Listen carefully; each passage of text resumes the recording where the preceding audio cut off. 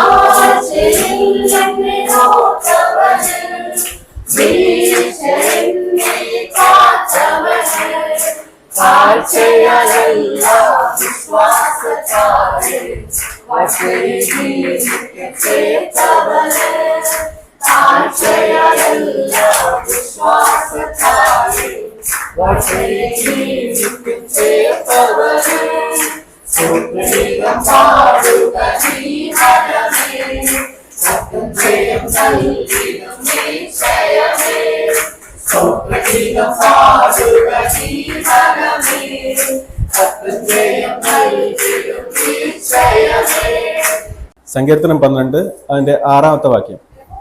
യഹോവയുടെ വചനങ്ങൾ നിർമ്മല വചനങ്ങൾ ആകുന്നു, നിലത്ത് ഉലയിലൊരുക്കി 7 പ്രാവശ്യം ശുദ്ധി ചെയ്തതാകുന്നു, വെള്ളി പോലെ തന്നെ. ആമേൻ.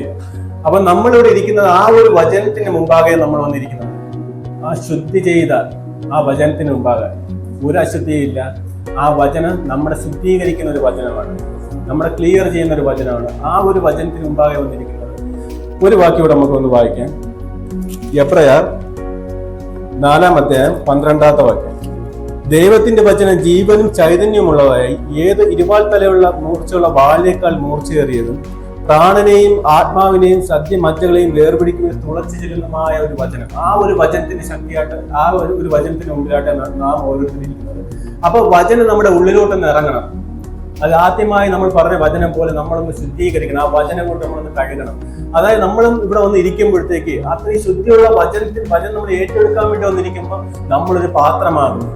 അതായത് നമ്മളൊരു പാനപാത്രമായിട്ട് വന്നിരിക്കെ ആ ഒരു ഹൃദയത്തിലോട്ടാണ് നമ്മൾ എന്തോ ചെയ്യുന്നത്, ആ വചനം ഏറ്റെടുക്കാൻ പോകുന്നത്. അപ്പൊ നമ്മൾ തന്നെ ഓരോരുത്തരും ഒന്ന് ശോധന ചെയ്യണം. കർത്താവെ, ഇത്രയും ശുദ്ധിയുള്ള ആ തിരുവചനം നമ്മുടെ ഉള്ളിലോട്ട് നിറയ്ക്കാൻ വേണ്ടി ഞങ്ങളെ ഒന്ന് ശുദ്ധീകരിക്കണമേ അപ്പ. ഹല്ലേലൂയ. അതാ എന്നെ ഒന്ന് കഴുകണമേ അപ്പ. അതായത് ആ വചനത്തിൽ തന്നെ, 2-ാം എബ്രായർക്ക് എഴുതിയ വചനത്തിൽ തന്നെ പറയുന്നുണ്ട്. 4-ാം അധ്യായം 12-ാമത്തെ വാക്യത്തിൽ തന്നെ പറയുന്നുണ്ട്, ദൈവത്തിന്റെ വചനം ജീവനും ചൈതന്യമുള്ളതായി. പലപ്പോഴും നമുക്ക് മാറ്റാൻ കഴിയാത്തതായിട്ടുള്ള കാര്യങ്ങൾ നമ്മുടെ ജീവിതത്തിലുണ്ട്. അപ്പൊ നമുക്ക് മാറ്റണമെന്നുണ്ടെങ്കിൽ ആ ദൈവത്തോട് ഒന്ന് പറഞ്ഞിട്ട്, നിങ്ങൾ ഹൃദയത്തോടൊന്ന് തൊട്ടിട്ട്, കർത്താവേ, എനിക്ക് നിന്നിൽ നിന്ന് നിറയണമെന്ന്. ഹല്ലേലൂയ. ഒന്ന് ആത്മാവിലൊന്ന് നിറയണം. അതായത് എന്റെ കുറവുകൾ എനിക്കൊന്ന് മാറ്റണം. അതായത് എന്റെ നിലവുകളെ ഒന്ന് മാറ്റണം. അതായത് നിന്റെ വചനം ഇപ്പോൾ നമ്മളോട് പറഞ്ഞു, അത് എന്നോട് സംസാരിച്ച് ആ വചനം നല്ല വിശുദ്ധിയുള്ള വചനമാണ്, വെള്ളി പോലെയാണ്. അത് ഒരു അശുദ്ധിയും ഇല്ലാത്ത വചനം നമ്മുടെ ഹൃദയം എന്ന ആ പാത്രത്തിലോട്ട് ഒന്നിങ്ങനെ പകരുവാൻ പോവുകയാണ്. കർത്താവെ, നിന്റെ വചനത്താൽ തന്നെ ആ ഏത് വാളിനെക്കാട്ടി മൂർച്ചയുള്ള ആ ഇരുവാൾ തലയുള്ള വാളുണ്ടല്ലോ, എന്റെ ഹൃദയത്തിലോട്ടൊന്ന് ഇറങ്ങട്ടെ. അവന്റെ ഹൃദയത്തിലോട്ട് തൊട്ടെന്ന് പറഞ്ഞ് നിങ്ങൾ വെറുതെ ഇരിക്കുവാനല്ല, നിങ്ങൾ അതരം തുറന്ന് ദൈവത്തോട് സംസാരിക്കാനാണ് നമ്മളിവിടെ വന്നിരിക്കുന്നത്. ദൈവത്തോട് സംസാരിച്ചു കൊണ്ടിരിക്കുകയാണ്, നമ്മൾ മിണ്ടാതിരിക്കാനല്ല. ദൈവത്തിന്റെ മക്കളാണ് നമ്മൾ. ഹല്ലേലൂയ.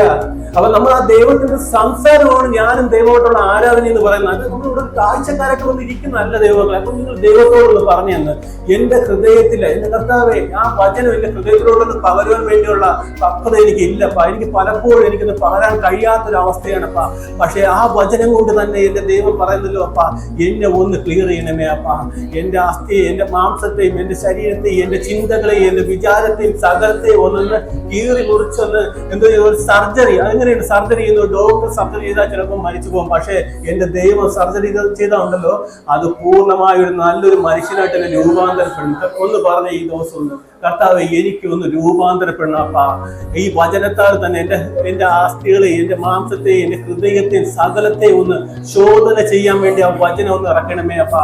അതിനുവേണ്ടി എന്നെ ഒന്ന് ശുദ്ധീകരിക്കണമേ അപ്പാ. ആ വെള്ളി പോലുള്ള എന്റെ കർത്താവെ, വെള്ളി പോലുള്ള പരിശുദ്ധമായ തീ പോലെ ഇറങ്ങുന്ന ആ ഒരു വചനം എന്റെ ഹൃദയത്തെ, എന്റെ ഹൃദയമാകുന്ന പാത്രത്തിലോട്ട് ഒന്ന് പകരുവാൻ വേണ്ടിയുള്ള പക്വത എനിക്കില്ലപ്പാ. എന്നാൽ ആ വചനം കൊണ്ട് തന്നെ എന്നെ ഒന്ന് ശോധന ചെയ്തുകൊണ്ടിരിക്കണം. ഒന്ന് അതൊന്നും തുറന്നത് പ്രാർത്ഥിക്കുന്നു, പറയുന്നു കർത്താവിനോടൊന്ന്. ഹല്ലേലൂയ. എന്നെ ഒന്ന് കഴിയണമേ അപ്പാ, എന്നെ ഒന്ന് ചോദ്യം ചെയ്യണമേ അപ്പാ. എനിക്ക് വേണ്ടാത്തതായി പല കാര്യങ്ങളും എന്റെ ഹൃദയത്തിലുണ്ടപ്പാ. എനിക്ക് പറിച്ചിട്ട് മാറ്റാൻ കഴിയാത്തതായിട്ടുള്ള പല കാര്യങ്ങളും എന്റെ ഹൃദയത്തിലുണ്ടപ്പാ. പക്ഷെ എന്റെ കർത്താവ്, എന്റെ ദൈവത്തിന് കഴിയുമപ്പാ. ആ വചനമാകുന്ന വാട് കൊണ്ട് മുറിച്ച് മാറ്റാൻ കഴിയുമപ്പാ. ഞാൻ എന്നെ തന്നെ സമർപ്പിക്കുന്നപ്പാ. ഒന്ന് പറഞ്ഞ് ഏറ്റെടുത്തെന്ന് പറഞ്ഞ് എന്നെ തന്നെ എന്റെ ദൈവത്തിന് മുമ്പിൽ ഞാൻ സമർപ്പിക്കണപ്പാ. എന്നെ കൊണ്ട് കഴിയാത്ത എന്റെ ദൈവത്തിന് കഴിയുമപ്പാ. ഞാൻ നിന്റെ മുമ്പിൽ എന്റെ ശോഭ ആയിരിക്കുന്നുണ്ട് കർത്താവേ.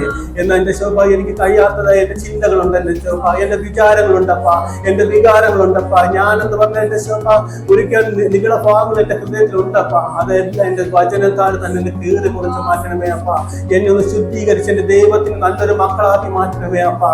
നിങ്ങൾ ആ ധ്യാനമായിരിക്കണം. ദൈവത്തിന് മുമ്പിൽ നമ്മൾ ആയിരിക്കുമ്പോഴത്തേക്ക് ആ തീ പോലെ ഇറങ്ങുന്ന വചനത്തിന് മുമ്പിൽ, ആ വാളാകുന്ന ഏത് വാഴേക്കാളും മൂർച്ചയേറിയ വചനത്തിന് മുമ്പാണ് നമ്മൾ ഇരിക്കുമ്പോഴത്തേക്ക് നമ്മുടെ ഉള്ളിലും നമ്മളെ അങ്ങോട്ട് ഇറങ്ങി ചെല്ലണം ആ വചനം. ഹല്ലേലൂയ. അത് ഏറ്റെടുക്കാൻ വേണ്ടി പക്വതയോട് പ്രാർത്ഥനയോട് കൂടി നിങ്ങൾ ഇരിക്കണം. ഹല്ലേലൂയ. നമ്മളിവിടെ വന്നിരിക്കുന്നത് നമ്മളൊരു പുതിയൊരു മനുഷ്യനായിട്ട് ഇവിടെ തിരികെ മടങ്ങി പോകുന്നു. ഹല്ലേലൂയ. ഒന്ന് പറഞ്ഞേ, ഞാൻ ഇനി പഴയതല്ല. ഒന്ന് ഹൃദയത്തോട്ട്, ഞാൻ ഇനി പഴയതല്ല, ഞാനൊരു പുതിയ മനുഷ്യനായിട്ട് രൂപാന്തരം പ്രാപിച്ച് അവിടുന്ന് കടന്നു പോകാൻ പോകുന്നത്. ഇന്നലെ വരെ പ്രാപിച്ചതല്ല ഞാൻ പ്രാപിക്കുന്നത്. ഞാൻ പുതിയതായിട്ട് ഒരു അഭിഷേകം പ്രാപിച്ചാൽ ഞാൻ അവിടുന്ന് കടന്നു പോകാൻ പോകുന്നത്. പുതു അഭിഷേകം, പുതു ശക്തിയോട് നമ്മൾ നിറഞ്ഞാൽ നിങ്ങൾ ഓരോരുത്തരെയും കടന്നു പോകും. ഒന്ന് പറഞ്ഞ ഹൃദയത്തോടും, ഞാൻ പഴയ മനുഷ്യനല്ല, പഴയതല്ല എന്റെ ജീവിതത്തിൽ കഴിഞ്ഞുപോയി. ഹല്ലേലൂയ. എന്റെ വചനം എന്നെ നിറച്ചെന്റെ കർത്താവേ, എന്റെ പുതുവചനം എന്റെ ഹൃദയമാകുന്ന ആ പാത്രത്തോട്ട് പുതിയൊരു വചനം നിറച്ചെന്റെ കർത്താവേ, എന്നെ ശക്തീകരിച്ച് കഴുകനെ പോലെ പുതുക്കം പ്രാപിച്ച് പറക്കാനുള്ള ശക്തി എനിക്ക് തരുന്ന ദൈവത്തിന് മുമ്പിലാണ് ഞങ്ങൾ ഇരിക്കുന്നത്. നമ്മൾ വെറുതെ വന്ന് ഇവിടെ മുഖം നോക്കി കാണുവാനല്ല വന്നത്. നമ്മുടെ ജീവനുള്ള ദൈവത്തിന്റെ ആ തേജസ് കണ്ടിട്ട് നമ്മൾ മടങ്ങി പോയിട്ടുള്ളത്. എന്ന് എനിക്ക് എന്റെ ദൈവത്തെ എനിക്ക് മുഖാമുഖം കാണണം. എനിക്ക് എന്റെ ദൈവത്തിന്റെ ശബ്ദം എനിക്ക് എന്റെ കാതുകളിൽ കേൾക്കണമെന്ന് നിങ്ങളുടെ ഹൃദയത്തോട് നമുക്ക് ഹൃദയത്തോടൊന്ന് പറഞ്ഞേ, ഞാനല്ല, എന്റെ ദൈവം എന്നോട് സംസാരിച്ചു കൊണ്ടേയിരിക്കണം.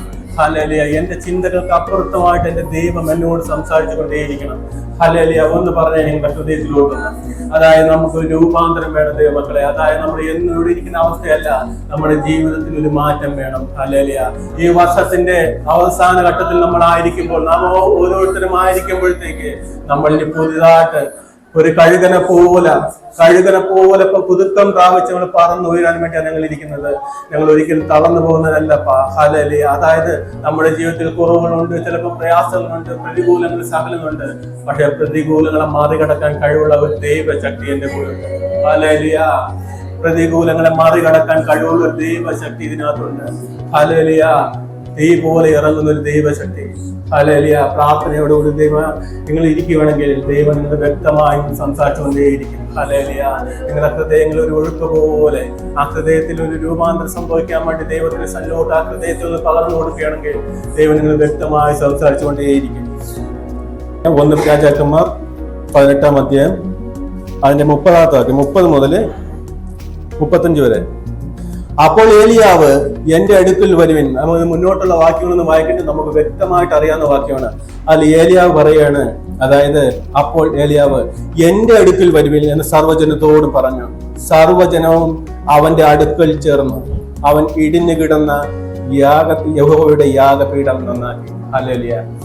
ഒന്നാമത് ഒരു നന്നാക്കുന്നൊരവസ്ഥ. ഹല്ലേലൂയ. ആ ഒരു യാഗത്തിനായിട്ട് നമ്മളിവിടെ വന്നപ്പോഴത്തേക്ക്, അതായത് ഏലിയാവ് മുമ്പേ ചെയ്തത് ഇടിഞ്ഞു കിടന്നത് നന്നാക്കുവാൻ വേണ്ടി ശ്രമിച്ചു. ഹല്ലേലൂയ. ആ ഒരു നന്നാക്കാനുള്ള ഒരു ഹൃദയം നമ്മുടെ ഹൃദയത്തിലുണ്ടെങ്കിൽ, നമുക്കൊരു വിശ്വാസം ഉണ്ടെന്നുണ്ടെങ്കിൽ, കർത്താവേ എന്നെ കൊണ്ട് പലപ്പോഴും കഴിയാത്തതാണപ്പാ, പക്ഷെ എന്നെ കൊണ്ട് മുന്നോട്ട് പോകാൻ പറ്റാത്ത അവസ്ഥകളാണപ്പാ, പക്ഷെ എനിക്ക് ആ യാഗപീഠം എനിക്കൊന്ന് പണിയണമെന്ന ഹൃദയത്തിലൊരു വാഞ്ച ഉണ്ടെങ്കിൽ നിങ്ങൾ ഓരോരുത്തരെയും കൊണ്ട് പണിയിക്കും. ഹല്ലേലൂയ. ആദ്യം ആ ഏലിയാവ് വന്നിട്ട് ആ യാഗപീഠം പണിയുണ്ട്, യാഗം നടത്താൻ വേണ്ടി ഒരുക്കങ്ങളൊക്കെ ഒരുക്കി. എന്നിട്ട് അതിനു വേണ്ടി അവൻ തയ്യാറെടുത്തു. അത് അടുത്ത വാക്യത്തിൽ പറയുന്നുണ്ട്, ഇസ്രായേൽ എന്ന അപ്പോൾ ഏലിയാവ് അടുക്കൽ വന്ന് അവൻ ഇടിഞ്ഞു കിടന്ന യാഗപീഠം നന്നാക്കി. നിനക്ക് ഇസ്രായേൽ എന്ന പേരാകും എന്നും യഹോവയുടെ അരുൾപ്പാടിൽ വെച്ച യാക്കോവിന്റെ പുത്രന്മാരുടെ ഗോത്രസംഖ്യയ്ക്ക് ഒത്തവണ്ണം 12 കല്ലെടുത്തു. ഹല്ലേലൂയ. അതായത് ആ ഒരു യാഗപീഠം പണിയാൻ വേണ്ടി ചിലപ്പോ ആ കുന്നിന്റെ മുകളിൽ നിന്നപ്പോഴത്തേക്ക് ഒരുപാട് കല്ലുകൾ കാണുമായിരിക്കും. പക്ഷെ ഏലിയാവ് ഒരുപാട് കല്ലൊന്നും പറക്കിയില്ല. ആ ഗോത്രസംഖ്യക്ക് ഒത്തത്, അതായത് 12 കല്ലെടുത്തു. ഹല്ലേലൂയ. 12 കല്ലെടുത്തിട്ട് യാഗപീഠം ഒന്ന് പണിയാൻ പോയാൽ, ആ യാഗപീഠം പണിയാൻ വേണ്ടി വേണമെങ്കിൽ ഏലിയാവിനെ കൂടുതൽ എടുക്കാമായിരുന്നു, കുറച്ചെടുക്കാമായിരുന്നു. പക്ഷെ ഒത്തതിനെ മാത്രം ദൈവം ആ ഏലിയാവിനെ പ്രകടിപ്പിച്ചു. അപ്പൊ നാമും ആയിരിക്കുന്ന ഒരേ ഭവനത്തില്, അല്ലെ നാം ആയിരിക്കുന്ന സഭയില് നമ്മൾ ഓരോരുത്തരും ഓരോ കല്ലുകളാണ്. അതായത് നമ്മൾ യാഗപീഠം പണിയാൻ വേണ്ടിയാണ് വന്നിരിക്കുന്നത്. അപ്പൊ നാം ആയിരിക്കുന്ന ഭവനത്തിലോട്ട് എങ്ങനെയെന്ന് അറിയാവോ? ചിലപ്പോ 2 പേര് കാണാം, എന്നാൽ 2 കല്ല്. 5 പേര് കാണാം, 5 കല്ല്. നമ്മൾ കുടുംബ പ്രാർത്ഥനയോട്ട് ഇരിക്കുമ്പോഴത്തേക്ക് ആ 5 കല്ലും ചേർന്നിരിക്കാനാണ് ദൈവം ആഗ്രഹിക്കുന്നത്. എന്നാലേ യാഗപീഠം എങ്ങനെയാവും? പൂർത്തീകരിക്കത്തുള്ളൂ. ഹല്ലേലൂയ.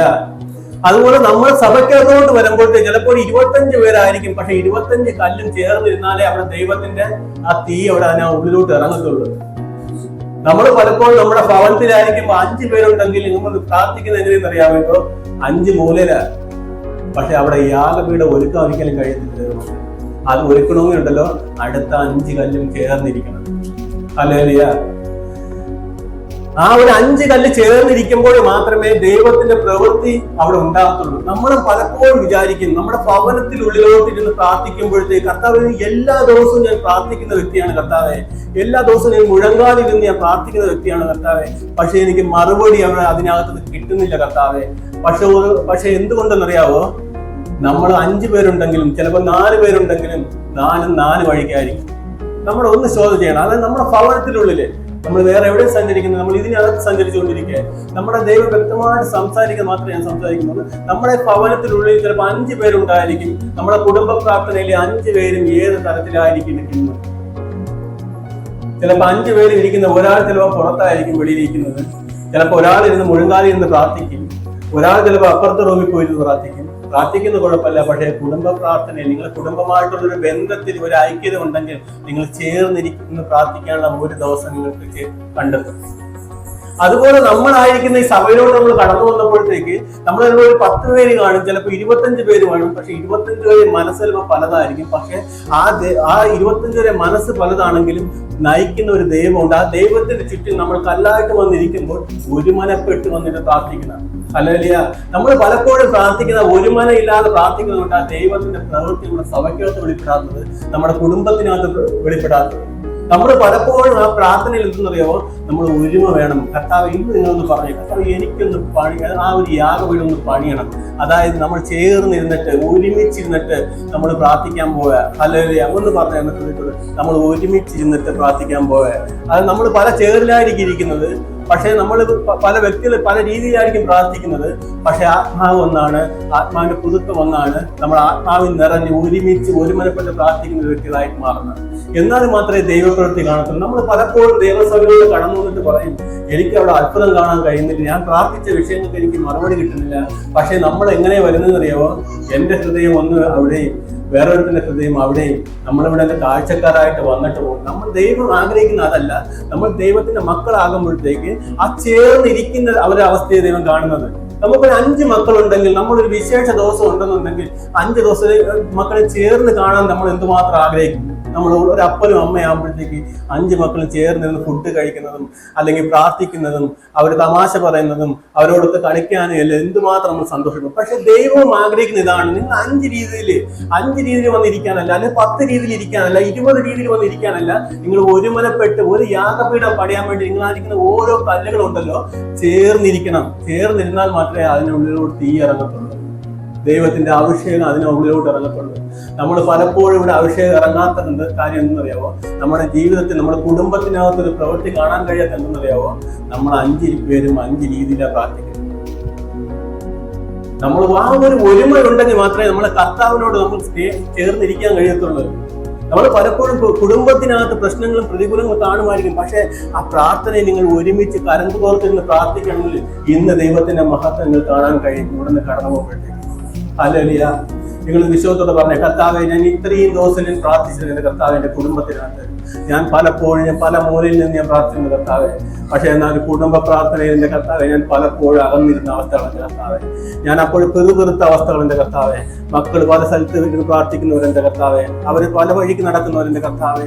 എന്റെ ഹസ്ബൻഡ് പല വഴിക്ക് ഇരുന്ന് പ്രാർത്ഥിക്കുന്നവരെ.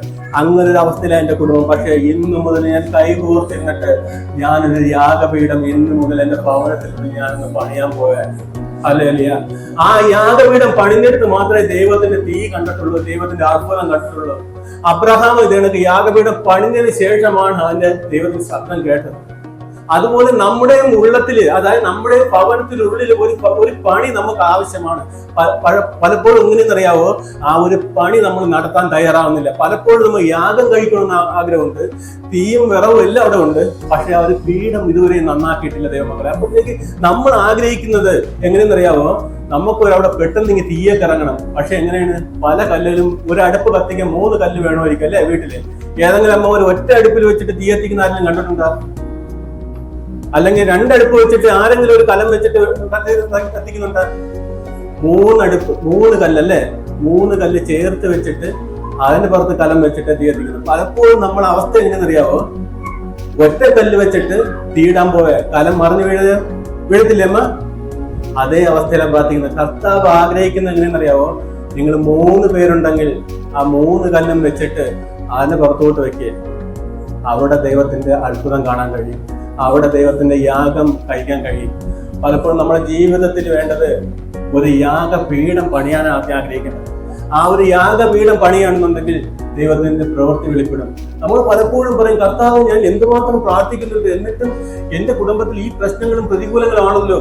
പക്ഷെ നമ്മുടെ കുടുംബത്തിൽ ഒരു ഐക്യത ഇല്ലാതെ, അല്ലെങ്കിൽ നമ്മുടെ സഭയ്ക്കകത്ത് ഒരു ഐക്യത ഇല്ലാതെ നമ്മൾ എങ്ങനെ ദൈവത്തിന്റെ പ്രവൃത്തി അതിനകത്ത് വെളിപ്പെടും?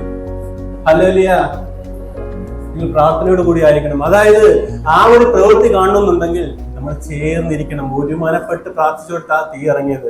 മാളിമുകളിൽ എനിക്ക് പ്രാർത്ഥിച്ചപ്പോ ഉണ്ടല്ലോ, അവിടെ ഒരുമനപ്പെട്ട് എല്ലാവരും കൂടി ഇരുന്നപ്പോൾ അവിടെ തീ ഇറങ്ങിയത് ദൈവത്തിന്റെ. അതുപോലെ നമ്മളിവിടെ കൂടി ഇരിക്കുമ്പോഴത്തേക്ക് ഇന്ന് മുതൽ കർത്താവേ, ഞാൻ പലപ്പോഴും ഞാൻ സഭയിലോട്ട് വന്നപ്പോഴത്തേക്ക് പല പ്രശ്നങ്ങളും പ്രതികൂലങ്ങളായിട്ട് വന്നപ്പോഴത്തേക്ക് ഞാൻ പലപ്പോഴും അകന്നിരിക്കുന്ന അവസ്ഥയിലായിരുന്നപ്പ. പക്ഷേ ദൈവത്തിന് വേണ്ടി ഞാൻ എന്തോ ചെയ്തെന്ന് അറിയാവോ, ഞാൻ ആ കല്ലായിട്ട് ഞാൻ പലപ്പോഴും തീർന്നില്ലപ്പ. ഒന്ന് പറഞ്ഞേ, ഞാൻ ഒരു കല്ലായിട്ട് ഞാൻ പലപ്പോഴും തീർന്നില്ലപ്പ. ഞാൻ പലപ്പോഴും പല രീതിയിലാണ് ഇരുന്നത്, പല രീതിയിലാണ് ഞാൻ നടന്നത്. കർത്താവ് പക്ഷെ ആ തീ ഒന്ന് ഇറക്കാൻ വേണ്ടി, ആ ഒരു യാഗപീഠം പണിയാൻ വേണ്ടി ദൈവം ആഗ്രഹിച്ചപ്പ, ആ യാഗത്തിന് പ്രസാദിക്കാൻ വേണ്ടി ദൈവം ആഗ്രഹിച്ചപ്പ. പക്ഷെ ഞാനാകുന്ന ആ കല്ലൊക്കെ പലപ്പോഴും ഞാൻ മാറിയാണപ്പായിരുന്നത്. ഞാനാകുന്ന എന്റെ കുടുംബത്തിലായിരിക്കും, ഞാനായിരിക്കുന്ന കല്ലിന് പലപ്പോഴും മാറിയിരുന്നപ്പ എന്റെ കുടുംബത്തിൽ ഒരു പ്രവൃത്തി കാണാൻ കഴിഞ്ഞില്ലപ്പ. ഹല്ലേലൂയ. അപ്പൊ പ്രാർത്ഥനയോടുകൂടി നിങ്ങൾ ഇരിക്കുകയാണെങ്കിൽ ദൈവത്തിന്റെ പ്രവൃത്തി അതിനകത്ത് നിശ്ചയം സംഭവിക്കുക തന്നെ ചെയ്യും. വിശ്വസിക്കുന്നത് ആമേൻ പറഞ്ഞേ. ഹല്ലേലൂയ. എന്നിട്ട് തൊട്ട് താഴത്തെ വാക്യത്തിൽ പറയുന്നു, കല്ലുകൊണ്ട് യഹോവയുടെ നാമത്തിൽ ഒരു യാഗപീഠം പണിഞ്ഞു. യാഗപീഠത്തിന് ചുറ്റും 2 സോയവിത്ത് വിതയ്ക്കാൻ മതിയായ വിസ്താരത്തിൽ ഒരു തോടുണ്ടാക്കി. ഹല്ലേലൂയ. അപ്പോഴത്തേക്ക് അറിയാം, അതിന്റെ മുകളിലോട്ടുള്ള വാക്യങ്ങൾ വായിക്കുമ്പോഴറിയാം, വേറെ പ്രവാചകന്മാരൊക്കെ ഒന്ന് ഒരുപാട് അഭ്യാസങ്ങളൊക്കെ കാണിച്ച് യാഗപീഠത്തിൽ ഒരുപാട് പേരാളെ കാണിച്ചിട്ട് തീയൊന്നും ഇറങ്ങിയില്ല, അവിടെ അത്ഭുതങ്ങളൊന്നും കാണാൻ കഴിഞ്ഞില്ല, അടയാളങ്ങളൊന്നും കാണാൻ കഴിഞ്ഞില്ല. പക്ഷെ ഏലിയാവ് വന്നിട്ട് ആ 12 കല്ലം കെട്ടിയെടുത്ത് വെച്ച് യാഗപീഠം കൂട്ടിയിട്ട് ഒരു സോയാബത്ത് ഒരു ചെറിയൊരു ചാനൊക്കെ ഉണ്ടാക്കി, ഒരു തോടൊക്കെ ഉണ്ടാക്കി. അതായത് ഞാനും ദൈവമായിട്ടുള്ളൊരു ബന്ധത്തില്, അതായത് വേറെ അന്യന് ഒരിക്കലും എന്തോ ചെയ്യണമെങ്കിൽ പിശാച് ഒരിക്കലും ഇതിനകത്തോട്ട് കടന്നു വരുന്നത്. ഒരു അതിരുണ്ടായിരിക്കണം. ഞാനും ദൈവമായിട്ട് ഒരു ബന്ധം ഉണ്ടെന്നുണ്ടെങ്കിൽ ഒരു അതിരുമുണ്ട്. നമ്മുടെ ലോകത്തിലൊരു ബന്ധം, ദൈവത്തിലൊരു ബന്ധം, അതല്ല ദൈവം ആഗ്രഹിക്കുന്നത്. ഞാനും ദൈവമായിട്ടുള്ളൊരു ബന്ധം ഉണ്ടെന്നുണ്ടെങ്കിൽ അതിനൊരു അതിര് വേണം, അല്ലെ? അപ്പോഴത്തേക്ക് ഏലിയാവ് ചെയ്ത പ്രവൃത്തി ഏതാണ്? ഒരു തോടുണ്ടാക്കി, അതായത് ഒരു വേർതിരിവുണ്ടാക്കി, അതായത് വേർതിരിച്ചിട്ട് അതിനകത്താ വെള്ളം നിറച്ചത്. ഹല്ലേലൂയ. അപ്പോൾ അതിനകത്ത് നമ്മുടെ ദൈവത്തിന് യാഗപീഠം പണിഞ്ഞപ്പോഴത്തേക്ക് ആ യാഗപീഠം പണിഞ്ഞ സമയത്ത് ഒരു തോടുണ്ടാക്കിയിട്ട് ഒരു കൈത്തോടുണ്ടാക്കി. അപ്പോഴത്തേക്ക് രണ്ടായിട്ട് വിഭാഗിച്ചു, അല്ലെ? ഞാൻ എന്റെ സങ്കല്പത്തിൽ പറയാം. ഇപ്പൊ 2 ഭാഗമായിട്ട് തരും. നമ്മളിപ്പോ വിശ്വാസ ജീവിതത്തിൽ വരുമ്പോഴത്തേക്ക് 2 തോണിയിൽ കാൽ വെക്കുന്ന അവസ്ഥ നമ്മുടെ ജീവിതത്തിൽ ഉണ്ടാകരുത്. നമ്മൾ ഒരൊറ്റ തോണിയിൽ, അതായത് ഒറ്റ വിശ്വാസം, നമ്മൾ ഏക ദൈവമായ യേശു ക്രിസ്തുവിനെ മാത്രം. നമ്മുടെ ജീവിതത്തിൽ ഒരു പ്രവൃത്തി കാണണമെങ്കിൽ നമ്മൾ എങ്ങനെയെന്നറിയാവോ, നമുക്കൊരു അതിരുണ്ടായിരിക്കണം. നമ്മൾ ജാതികൾ സംസാരിക്കുന്ന പോലെ സംസാരിക്കാനായിട്ട് വരും. നമ്മൾ ജാതികൾ ചിന്തിക്കുന്ന പോലെ ഒരു ചിന്ത നമ്മുടെ ഹൃദയത്തിൽ കടന്നു വരുന്നത്. നമ്മളെ നാവിനെ, നമ്മുടെ ചിന്തകളെ, നമ്മളെ വിചാരത്തെ സകലം ദൈവത്തിന് പ്രസാദമുള്ളതായിരിക്കണം. ഹല്ലേലൂയ. നമ്മൾ ആ ഒരു പ്രസാദമില്ലാതെ, അല്ലെങ്കിൽ നമുക്ക് ആ ഒരു അതിരില്ലാതെ നമ്മളിപ്പോ സഭയ്ക്കകത്ത് വരുമ്പോൾ മാന്യനായിരിക്കും ഞാനിവിടെ നിന്ന് വചനമൊക്കെ പ്രസംഗിക്കുമായിരിക്കും, ചിലപ്പോൾ പറയുമായിരിക്കും, മറ്റുള്ള ആശ്വസിപ്പിക്കുമായിരിക്കും. പക്ഷെ ഞാൻ പുറത്തിറങ്ങുമ്പോൾ എന്റെ ജീവിതം എന്താണ്? അതിനൊരു അതിരുണ്ടോ? അതായത് ഒരു ചെറിയൊരു തോടുണ്ടോ? ഞാൻ ലോകമായിട്ട് ഒരു അതിരുണ്ടെന്നുണ്ടെങ്കിൽ നമ്മൾ പലപ്പോഴും നമ്മൾ എന്തോ ചെയ്യത്തില്ല, ആ ലോകത്തിലോട്ട് ചെറ്റിപ്പോകത്തില്ല. ഹല്ലേലൂയ. നമ്മളെ വിശ്വാസ ജീവിതത്തിലോട്ട് ആയിരിക്കുമ്പോഴും പലപ്പോഴും നമുക്കൊരു അതിരില്ല. നമ്മൾ പലപ്പോഴും എന്തോ ചെയ്യുന്നറിയാമോ, നമുക്ക് ലോകത്തിലോട്ട് ഇറങ്ങി നമ്മൾ അങ്ങോട്ട് നമുക്ക് ഇഷ്ടപ്പെട്ട പോലെയൊക്കെ നമുക്ക് ചെയ്യും. എന്നിട്ട് നമ്മൾ വിചാരിക്കും ആരാധനയ്ക്കായിട്ട് ഒരു ഞായറാഴ്ച വന്ന് നമുക്ക് ഇവിടെ കൈയടിച്ച് പാടി പോയിട്ടിട്ട് പോകാമെന്ന്. പക്ഷെ അതിനകത്ത് ദൈവം യാഗം കഴിക്കാൻ ദൈവം സമ്മതിക്കത്തില്ല. ദൈവത്തിന്റെ അഭിഷേകം അതിനകത്ത് കാണത്തില്ല, ദൈവത്തിന്റെ പ്രവൃത്തി കാണാൻ ഇടവരത്തില്ല. പക്ഷെ ദൈവം ആഗ്രഹിക്കുന്ന നമ്മൾ ലോകത്തിൽ നിന്ന് ഒരു വേർതിരിവ് നമ്മുടെ ജീവിതത്തിൽ ഉണ്ടെന്നുണ്ടെങ്കിൽ നിങ്ങളുടെ ജീവിതത്തിൽ നിശ്ചയമായിട്ടും ഒരു അത്ഭുതം തന്നെ ചെയ്യും. ഹല്ലേലൂയ. അപ്പൊ നമ്മുടെ ജീവിതത്തിൽ വേണ്ടുന്ന നമുക്കൊരു അതിരില്ല. നമ്മൾ പലപ്പോഴും ഒരു അടിസ്ഥാനമൊക്കെ ദൈവം ഇട്ടിട്ടുണ്ട്, പക്ഷെ നമുക്കൊരു അതിരില്ല. നമ്മൾ ഇഷ്ടപ്പെട്ട രീതിയിലോട്ടൊക്കെ സഞ്ചരിച്ചുകൊണ്ടിരിക്കുകയാണ്. നമ്മൾ ദൈവം ആഗ്രഹിക്കുന്നു പറഞ്ഞാൽ നമുക്കൊരു അതിര് നമുക്ക് ദൈവം വെച്ചിട്ടുണ്ട്. ആ പ്രാർത്ഥന നമ്മൾ എങ്ങനെ ദൈവത്തെ നമുക്ക് സ്തുതിക്കണം, അല്ലെ എങ്ങനെ ദൈവത്തെ ആരാധിക്കണം, നമ്മൾ എങ്ങനെ നടക്കണം, നമ്മുടെ പാഠം കൊണ്ട് മറ്റുള്ളവർ എന്തോ ചെയ്യണമെന്ന് അറിയാം, ക്രിസ്തുവിനോട്ട് വരണം. ഞാൻ ഇടയ്ക്ക് ഒരു ദേവദാസന്റെ വീട്ടിലോട്ട് പോയി കടന്നു പോയപ്പോഴത്തേക്ക് ഞാൻ പറഞ്ഞു, ഇതിനൊക്കെ ക്രിസ്മസിന്റെ ഒക്കെ പ്രോഗ്രാമിന് വേണ്ടി പോയത്. അപ്പോഴത്തേക്ക് പറഞ്ഞ് എന്തുകൊണ്ട് അങ്ങനെ പോകുന്നതെന്ന് ഞാൻ ചോദ്യം പറഞ്ഞു. അപ്പോഴാ സുവിശേഷം അറിയിക്കാൻ ഏറ്റവും നല്ല കാലം അതാണെന്ന് ഞാൻ പറഞ്ഞു. അപ്പോഴത്തേക്ക് പറഞ്ഞു, സുവിശേഷത്തിന് പ്രത്യേകിച്ച് കാലമൊന്നുമില്ല ദേവദാസനെ. അതായത് സഹോദരൻ, നിനക്ക് എപ്പോഴും നിന്റെ ഉള്ളിൽ നിറച്ചിരിക്കുന്ന അഭിഷേകം നിന്റെ ദൈവം നിനക്ക് നിറച്ചിട്ടുണ്ടെങ്കിൽ നീ എവിടെ നിന്നാലും ശരി തന്നെ, ഒരു വ്യക്തി വരണമെന്നുണ്ടെങ്കിൽ അവൻ വരും. നീ ഒരു ഒറ്റ വാക്ക് യേശു നല്ലവനെന്ന് നിന്റെ നാവ് കൊണ്ടെന്ന് പറഞ്ഞാൽ മാത്രം മതി. പക്ഷെ അവിടെ ദൈവത്തിന്റെ പ്രവൃത്തി കാണാനായിട്ട് വരും. അപ്പൊ നമ്മുടെ ചിലപ്പോ എന്റെ ഷോ ആണ്, അല്ലെങ്കിൽ എന്റെ ഇഷ്ടങ്ങൾ കാണിക്കുന്നതാ, അത് ഞാൻ ഇവിടെ ഒന്ന് പ്രസംഗിക്കുന്ന ശൈലി കണ്ടിട്ട മറ്റൊന്നുമല്ല മറ്റുള്ള ആകർഷിക്കേണ്ടത്, നമ്മുടെ ദൈവത്തിന്റെ മുഖം കണ്ടിട്ട് ആകർഷിക്കുന്നത്. അപ്പൊ നമുക്ക് ആ ലോകത്തിലോട്ട് ഒരു അതിരുണ്ടെന്നുണ്ടെങ്കിൽ നമ്മൾ ഒരിക്കലും ലോകത്തിലോട്ട് സഞ്ചരിക്കത്തില്ല. നമ്മുടെ ചുറ്റും ആ ദൈവത്തിന്റെ ആ തീ പോലുള്ള കോട്ടയ്ക്കുള്ളിൽ നമ്മൾ നിൽക്കുന്ന ബോധ്യം ഉണ്ടെന്നുണ്ടെങ്കിൽ അതിനുള്ളിലോട്ട് ദൈവത്തിന്റെ അത്ഭുതം ഇറക്കൊണ്ടേയിരിക്കും. മറ്റുള്ളവർ കാണുമ്പോൾ ചിലപ്പോൾ നമ്മൾ തകർച്ചയുടെ വാക്കിലായിരിക്കും, നമ്മൾ നിരാശയുടെ വാക്കിലൊക്കെ ആയിരിക്കും. പക്ഷെ നമുക്കറിയാം, നിൽക്കുന്ന ദൈവ വൈതലിനറിയാം നമ്മളെ ചുറ്റും ഒരു തീകോളത്തിന്റെ നടുവിലാണ് നമ്മളെ നിർത്തിയിരിക്കുന്നത്. നമ്മളെ ഒരു പിശാച് തൊടാൻ ദൈവം അനുവദിക്കത്തില്ല. ഹല്ലേലൂയ. അപ്പൊ അതുപോലെ യാഗപീഠം പണിയുമ്പോഴത്തേക്ക് നമുക്കൊരു അതിരുണ്ടായിരിക്കണം നമ്മുടെ ജീവിതത്തിൽ. അതായത് നമ്മൾ ലോകത്തോട്ട് ഒരിക്കലും ഇടകലർന്ന് ജീവിക്കാൻ വേണ്ടി നമ്മൾ അനുവദിക്കരുത് നമ്മളെ തന്നെ. ഹല്ലേലൂയ. അതുപോലെ തന്നെ എന്നിട്ട് വിറകടുക്കി ഖണ്ഡം ഖണ്ഡമായി വെച്ച് 4 തൊട്ടിയിൽ വെള്ളം നിറച്ച് ഹോമയാഗത്തിന്മേലും വിറകിന്മേലും ഒഴിക്കുവിൻ എന്ന് പറഞ്ഞു. എന്നിട്ട് അതിനുശേഷം പറഞ്ഞു, വെള്ളം കോരി യാഗപീഠത്തിന്മേൽ ആ വിറകിലെല്ലാം ഒഴിക്കാൻ പറഞ്ഞു. ഇപ്പോഴാണെങ്കിൽ യാഗപീഠം കത്തിക്കുന്ന എങ്ങനെയെന്നറിയോ, പെട്രോളൊക്കെ ഒഴിച്ചിട്ടാകത്ത് പെട്ടെന്ന് കത്താൻ വേണ്ടി, പല അത്ഭുതങ്ങളൊക്കെ കാണിക്കാൻ വേണ്ടി, അല്ലേ? പക്ഷേ ഏലിയ വേറൊന്നുമില്ല ചെയ്ത, പച്ചവെള്ളം എടുത്തിട്ട് ആ വിറകിന്മേലൊക്കെ ഒന്ന് തളിക്കാൻ പറഞ്ഞു. പലപ്പോഴും നമ്മൾ യാഗവസ്തുവായിട്ട് ഇവിടെ കടന്നു വരുമ്പോഴത്തേക്ക് നമുക്ക് എന്തോന്നറിയാവോ, നമുക്കൊരു ശുദ്ധീകരണം ആവശ്യമാണ്. ആ ഒരു ശുദ്ധീകരണം ഇല്ലാതെ നമുക്ക് എന്തോ ചെയ്യാം, യാഗം കത്തിക്കാൻ കഴിയത്തില്ല. നമ്മുടെ ജീവിതത്തിൽ ഒരു ശുദ്ധീകരണം ഉണ്ടെങ്കിൽ മാത്രമേ എന്തോ ചെയ്യാൻ പറ്റത്തുള്ളൂ, നമുക്കൊരു യാഗം കഴിക്കാൻ പറ്റത്തുള്ളൂ. അപ്പൊ തോട്ടിലെ വെള്ളം ഒരു പ്രാവശ്യമല്ല, 1, 2, 3 പ്രാവശ്യം വെള്ളം കോരി ആ യാഗപീഠത്തിന്മേലെ ഒഴിക്കുകയാണ്. അപ്പൊ അത് നമ്മുടെ ജീവിതത്തിൽ എന്തോ വേണമെന്നറിയാം, നമ്മുടെ ജീവിതത്തിലോട്ട് വരണം. അതായത് നമുക്ക് ശുദ്ധീകരണം ആവശ്യമാണ്. നമ്മളെ ശുദ്ധീകരണം ഇല്ലാതെ ഒരു യാഗം കഴിക്കാൻ കഴിയത്തില്ല. നമ്മൾ പലപ്പോഴും യാഗം കഴിക്കാൻ വേണ്ടി വരുമ്പോഴത്തേക്ക് നമുക്കൊരു ശുദ്ധീകരണം ആവശ്യമാണ്. ആ ഒരു ശുദ്ധീകരണം ഉണ്ടെന്നുണ്ടെങ്കിൽ എന്തോ ചെയ്യും, അവിടെ തീയറണം. ഹല്ലേലൂയ. നമ്മൾ വിചാരിക്കും കുറച്ച് പെട്രോളൊക്കെ കൊണ്ട് വെച്ചിട്ടുണ്ട്, അതിനകത്ത് ഇപ്പോൾ ഒരു അത്ഭുതമായ ഒരു തീയൊക്കെ കത്തിക്കാം, അല്ലെങ്കിൽ കുറച്ച് മണ്ണെണ്ണ ഡീസൽ എല്ലാം കൊണ്ടുവച്ചിട്ടുണ്ട്, അപ്പുറത്തെ കാണിക്കുന്നതിനെക്കാട്ടി നമുക്ക് കുറച്ച് തീയൊക്കെ കത്തിക്കാന്നൊക്കെ വിചാരിക്കും. പക്ഷേ ഏലിയാവിനോട് ദൈവം പറഞ്ഞ എന്തോന്നറിയാമോ, ഈ അത് ശുദ്ധീകരണം നിനക്ക് ആവശ്യമാണ്. കത്തിക്കുന്ന ഞാനാ, പക്ഷെ എങ്ങനെ കത്തിക്കണമെന്ന് എനിക്കറിയാം. ആദ്യ ശുദ്ധീകരണം നടത്ത ദൈവം പറഞ്ഞതാ. ഏലിയാവ് അപ്പോഴത്തെ ചെയ്ത യാഗപീഠത്തിൽ ആ വിറകന്മേലാകെ നാമായിരിക്കുന്ന വിറകന്മേൽ എന്തോട്ടല്ലോ ആ വെള്ളം ഒഴിച്ചൊന്ന് ശുദ്ധീകരണം വേണം.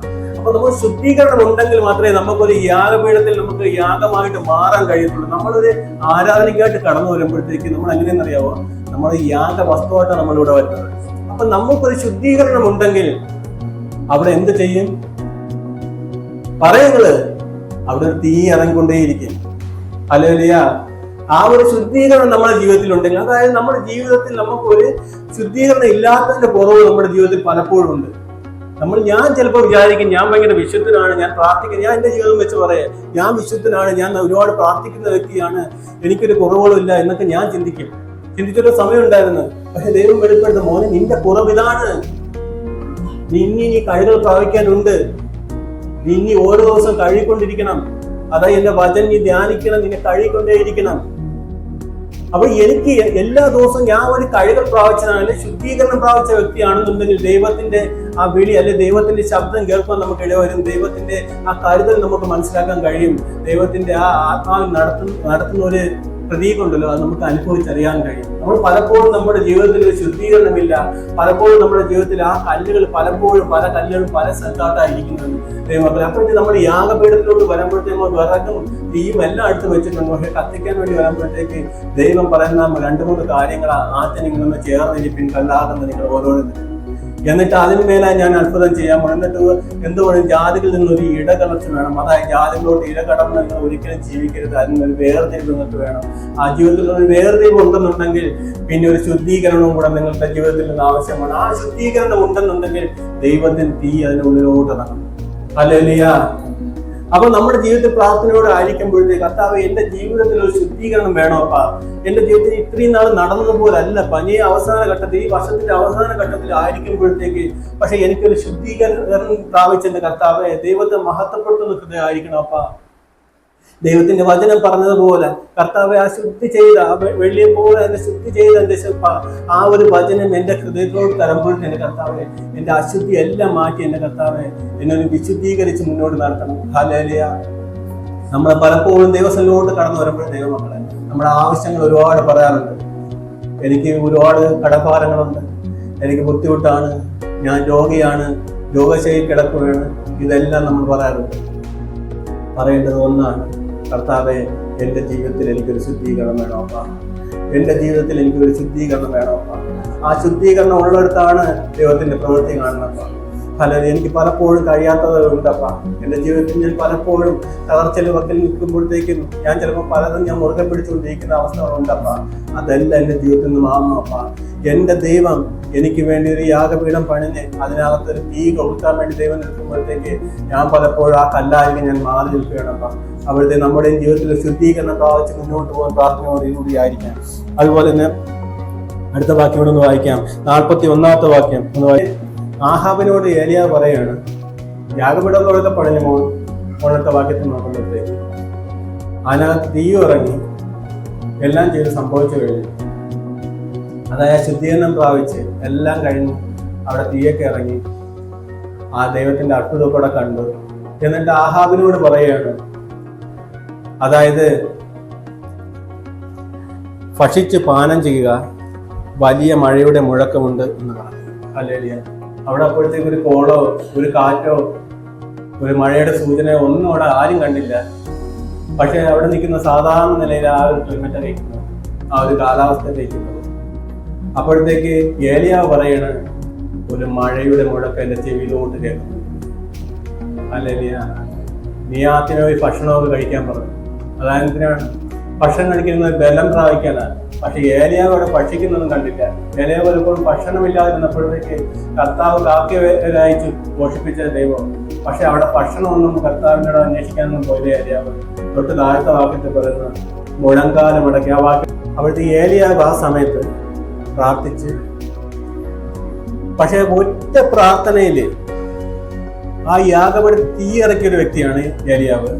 ഒറ്റ പ്രാർത്ഥനയിൽ അതിനുശേഷം മഴ പെയ്ക്കാൻ വേണ്ടി മുഴങ്കാലിലിരുന്നിട്ട് തലയുടെ ഇടയിലൊക്കെ വെച്ചിട്ട് അത്രയും പവർഫുള്ളായിട്ട് അതിനെ മാത്രം മഴ പെയ്യണം എന്നുള്ളൊരു കാഴ്ചപ്പാടില് അത്രയും ഉറപ്പും ധൈര്യത്തോടും കൂടി അതായത് എൻ്റെ ശ്രദ്ധ വേറെ ഒന്നാട്ടും പോവാതെ ഞാൻ പ്രാർത്ഥനയിൽ തന്നെ ഇത് വീണ്ടെടുക്കും.